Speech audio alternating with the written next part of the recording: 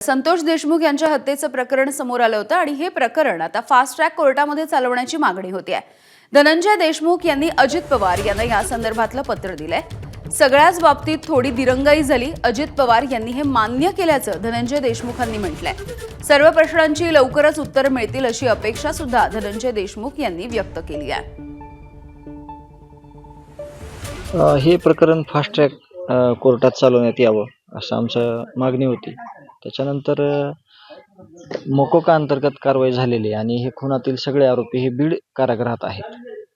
तिथं काही घटना आता घडलेल्या आपण बघितलेल्या आहेत मागच्या काही दिवसापासून। मागून आलेले आरोपी हे शिफ्ट केले जातात नाशिकला, हर्सूलला, संभाजीनगरला, परंतु हे आरोपी तिथं कशामुळे ठेवलेले आहेत याचा आम्ही विचारणा केलेली आहे आणि त्याचं उत्तर देखील आम्हाला मिळणं अपेक्षित आहे। त्याच्यावर गांभीर्याने घेऊन जे काही आम्ही त्यांना मागण्या केलेल्या आहेत ते गांभीर्याने घेऊन त्याची अंमलबजावणी लवकरच होईल असं त्यांनी आम्हाला आश्वासन दिलेलं आहे। एबीपी माझा, उघडा डोळे बघा नीट।